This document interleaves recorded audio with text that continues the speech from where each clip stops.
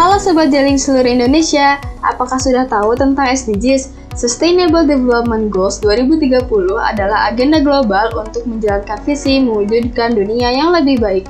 Terdapat poin ketiga dari SDGs yaitu Good Health and Well-being. Ngomong-ngomong soal kesehatan, faktor bahaya lingkungan yang menjadi salah satu penyebab masalah kesehatan di Indonesia adalah radikal bebas yang diketahui dapat merusak komponen sel. Jika mengalami kerusakan, dapat mengakibatkan berbagai macam penyakit. Secara alami, tubuh memiliki antioksidan yang berfungsi menghentikan reaksi berantai dari radikal bebas yang terdapat dalam tubuh yang bersifat merugikan. Produksi antioksidan dalam tubuh akan berkurang seiring bertambahnya usia. Untuk itu, asupan antioksidan dari luar sangatlah diperlukan oleh tubuh. Rumput mutiara merupakan salah satu tanaman berkhasiat obat yang mengandung antioksidan. Kandungan henthia-contain, stigmasterol, beta-sitosterol, sitosterol, dan glukosida dapat menurunkan proliferasi sel kanker serta menangkal dan mengatasi radikal bebas dalam tubuh.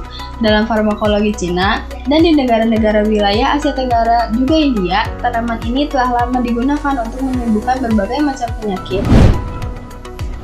Namun, di Indonesia, sebagian besar masyarakat belum mengetahui manfaat dan masih jarang pemanfaatannya. Inovasi kreatif dalam pemanfaatan rumput mutiara masih sangat minim. Lalu, apa solusinya? Putri Jelly adalah produk inovasi jelly drink antioksidan yang kaya rasa, nutrisi, dan serat dengan berbahan dasar utama rumput mutiara. Jelly drink merupakan bentuk minuman dengan tingkat viskositas sedang sehingga mudah untuk dihisap dengan menggunakan sedotan. Produk ini secara khusus dibuat untuk masyarakat yang telah sadar untuk menjaga kesehatan dan mencegah radikal bebas, terutama masyarakat yang tinggal di perkotaan. Jelly, setelah mengetahui latar belakang pemilihan bahan utama Putri Jelly, kali ini kita akan bahas proses pembuatannya. Bahan-bahan yang dipersiapkan antara lain rumput mutiara, gula pasir, ekstrak buah sebagai perisa, santan gam, dan air. Alat-alat yang digunakan yaitu blender, conical sieve, botol sebagai kemasan Putri Jelly, neraca, panci, baskom, corong, dan kertas tisu. Selanjutnya, mari kita simak langkah-langkah pembuatan Putri Jelly berikut ini. 1. Rumput mutiara yang sudah melalui tahap pengaringan ditambahkan air dan di blender. Kedua, gula ditambahkan ke dalam air dan rumput mutiara. 3. Campuran tersebut dimasak menggunakan api sedang sampai mendidih. Yang keempat, setelah dibiarkan mendingin, campuran ditambahkan kalium sitrat dan santan gam secara bertahap. 5. Campuran diaduk perlahan agar tidak menggumpal. 6. Campuran dimasak kembali agar bahan-bahan menyatu dengan baik. Busa juga dihilangkan dari campurannya. 7. Perisa ditambahkan agar minuman jelly memiliki varian rasa yang enak. Terdapat rasa melon, stroberi, dan mangga. Kemudian dihasilkan tahap akhir produk Putri Jelly yang dikemas dalam botol kemasan 250 ml ready to drink. Stiker ditambahkan pada botol sebagai identitas dagang. Penyajian secara dingin akan menambah cita rasa dari Putri Jelly. Berikut informasi tambahan mengenai bahan dan proses produksi. 1. Komposisi rumput mutiara 60%. 2.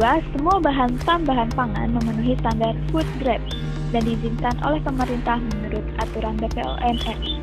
3. Bahan pengenyal santan gam telah tersertifikasi halal dan aman oleh Majelis Ulama Indonesia dan COA. 4. Proses produksi akan dilakukan yaitu bekerja sama dengan mitra bir peletok Bank Isra di kawasan Jakarta Selatan yang berbasis industri pengolahan minuman. Kelima, prinsip yang tetap dipegang selalu adalah good manufacturing processing dan kesehatan dan keselamatan kerja. Di sini kita akan berkenalan dengan 4P Putri Jelly. Yang pertama adalah produk. Seperti yang telah disebutkan, Putri Jelly adalah inovasi minuman jelly dengan bahan utama rumput mutiara dengan khasiat antioksidan. Yang kedua adalah harga. Satu botol Putri Jelly kemasan 250 ml dihargai Rp12.000. Yang ketiga, distribusi.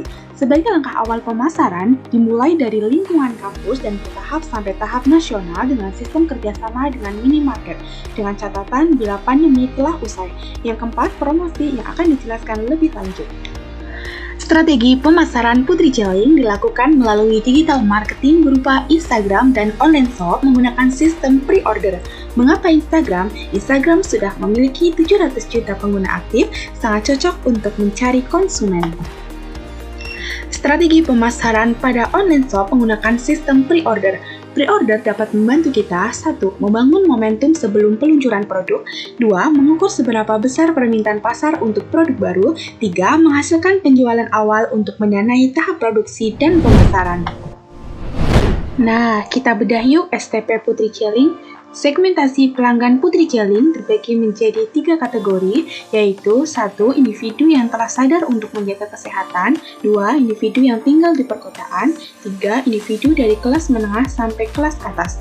Target umum terutama anak-anak hingga generasi milenial. Posisi sebagai produk minuman dengan inovasi bahan baku rumput mutiara yang berkhasiat membuka peluang yang sangat besar untuk Putri Celing eksis dan menjadi jelly bean nomor 1 di hati konsumen. Berikut tabel analisis keuangan Putri Celing. Produksi awal sebanyak 1.100 unit, harga per unit sekitar Rp7.737 dan dijual dengan harga Rp12.000, artinya keuntungan per unit sekitar 58,3%. Harga ini ditetapkan berdasarkan harga pasaran jadi dari rumahan di online shop dan kualitas yang ditawarkan.